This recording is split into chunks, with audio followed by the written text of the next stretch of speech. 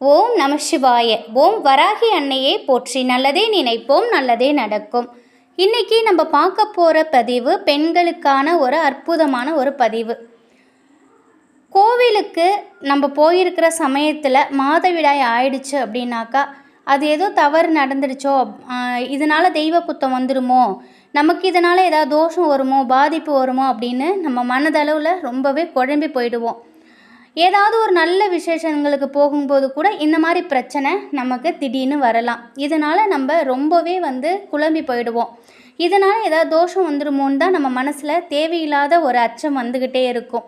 ஆனால் இதை யார்கிட்ட கேட்குறது அப்படின்னு நமக்கு தெரியாது. இதற்கான ஒரு தீர்வை தான் இந்த பதிவில் நம்ம பார்க்க போகிறோம். ஏதாவது ஒரு கோவிலில் இருக்கீங்க, ஏதோ ஒரு நல்ல விஷயத்துக்கு போயிருக்கீங்க, அப்போ எதிர்பாராத சமயத்தில் அந்த இடத்துல உங்களுக்கு மாதவிடாய் வந்துடுச்சு அப்படின்னா கடவுள் ஒன்றும் உங்களை தண்டிக்க போகிறது கிடையாது. இதனால் உங்கள் வாழ்க்கையில் எந்த பிரச்சனையும் வராது. கடவுள் தான் இப்படி ஒரு விஷயத்தை நமக்கு கொடுத்தாரு. அதனால் நிச்சயமாக அவர் நம்மளை தண்டிக்க மாட்டார். இது ஆனால் கண்ணுக்கு தெரியாத ஏதாவது ஒரு தோஷம் நிச்சயமாக நமக்கு வரத்துக்கு வாய்ப்பு இருக்குது. இந்த தோஷத்துலேருந்து விடுபடுறதுக்கான ஒரு எளிமையான பரிகாரத்தை தான் நம்ம இன்றைக்கி பார்க்க போகிறோம். இப்போ நம்ம கோவிலுக்கு போயிருக்கோம் அப்படிங்கும்போது அந்த இடத்துல நமக்கு திடீர்னு இந்த மாதவிடாய் வந்துடுச்சு அப்படின்னாக்கா ஒன்றும் பயப்படாதீங்க. நீங்கள் என்ன பண்ணுங்கள், ஒரு கைப்பிடி அளவு அந்த கோவிலேருந்து மண்ணை எடுத்துகிட்டு வீட்டுக்கு வந்துடுங்க. வீட்டுக்கு வந்ததும் ஒரு டம்ளர் காய்ச்சாத பசும்பால் எடுத்துக்கோங்க. பாக்கெட் பால்லாம் எடுக்கக்கூடாது, பசும்பால் தான் நீங்கள் வாங்கிக்கணும். இந்த பசும்பாலில் நீங்கள் எடுத்துகிட்டு வந்தீங்க இல்லையா மண், அதை போட்டுருங்க. அதை போட்டு நீங்கள் வேண்டிக்கோங்க, எனக்கு தெரியாமல் இது வந்துடுச்சு, இதனால் எனக்கு எந்த தோஷமும் வரக்கூடாது அப்படின்னு சொல்லி உங்களோட குல தெய்வத்தை, இஷ்ட தெய்வத்தை வேண்டிக்கோங்க. அந்த பாலை கொண்டுட்டு போய் கால்படாத இடத்துல கொட்டிடுங்க. உங்களுக்கு கண்ணுக்கு தெரியாமல் ஏதாவது தோஷம் வந்திருக்குமோன்னு உங்கள் மனசில் ஒரு அச்சம் இருக்கும் பார்த்தீங்களா, அதுக்கான பரிகாரம் தான் இது. அந்த தோஷம் நிச்சயமாக உங்களை விட்டு நீங்கிடும். நீங்கள் வழக்கம் போல் நீங்கள் தலை குளிச்சுட்டு உங்கள் வேலையை நீங்கள் பார்க்கலாம். தீட்டு காலெல்லாம் முடிஞ்சதுக்கு அப்புறம் எந்த கோவிலில் இது மாதிரி ஒரு சம்பவம் நடந்துச்சோ அந்த கோவிலுக்கு நீங்கள் போய் உங்கள் கையாலேயே அந்த சாமிக்கு அபிஷேகத்துக்கு பசும்பால் வாங்கி கொடுங்க. இதுதாங்க பரிகாரம். இதனால் நீங்கள் இப்படி ஒரு பிரச்சனை நடந்தால் உங்களுக்குள்ளேயே போட்டு இந்த விஷயத்தை குழப்பிக்காதீங்க.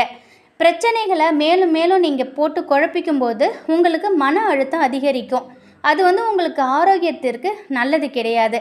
அது மட்டும் இல்லை, ஒரு குடும்பத்தில் இருக்கக்கூடிய பெண் ஆரோக்கியமாக இருந்தால் மட்டும்தான் அந்த குடும்பம் நல்லா இருக்கும். அதனால் நீங்கள் இதை ஒரு பெரிய விஷயமாக நினச்சிக்கிட்டு இதனால் கடவுள் குத்தம் வந்திருக்குமோ, நம்ம ஏதாவது தெரியாமல் ஏதாவது தப்பு பண்ணியிருப்போமோ, இதனால் நம்ம குடும்பத்துக்கு ஏதாவது வந்துருமோன்ட்டு மனசளவில் போட்டுக்கிட்டு குழப்பிட்டு இருக்காதீங்க. இப்போல்லாம் நம்ம ஒரு கோவிலுக்கு போகிறோம்னாலே அதுக்கு தகுந்த மாதிரி மாதவிடாய் தள்ளி போகிறதுக்கெலாம் டேப்லெட்லாம் எடுத்துக்கிறோம். பட் இருந்தாலுமே ஏதோ ஒரு சூழ்நிலையில் உங்களுக்கு ஏதோ ஒரு கோவிலில் இந்த மாதிரி நேர்ந்துடுச்சு, இந்த மாதிரி வந்துடுச்சு அப்படின்னா அதை நினச்சிட்டு பயப்படாதீங்க. நீங்கள் இந்த ஒரு எளிமையான பரிகாரத்தை நீங்கள் செய்யுங்க. ஒன்றுமே இல்லை, ஒரு கைப்பிடி அளவு மண் அதை எடுத்துகிட்டு வர போகிறீங்க. வீட்டில் பசும்பால், காய்ச்சாத பசும்பாலில் போட்டு உங்கள் இஷ்ட தெய்வம் குலதெய்வத்திட்ட வேண்டிட்டு கால்படாத இடத்துல ஊற்ற போகிறீங்க. இதுதான் பரிகாரம். நிச்சயமாக இந்த ஒரு தகவல் உங்களுக்கு பயனுள்ளதாக இருந்திருக்கும் அப்படின்னு நம்புகிறேன். வராகி அன்னையின் அருளில் உங்களுக்கு சந்தோஷமும் ஆரோக்கியமும் செல்வ செழிப்பும் கிடைக்கட்டும். நன்றி.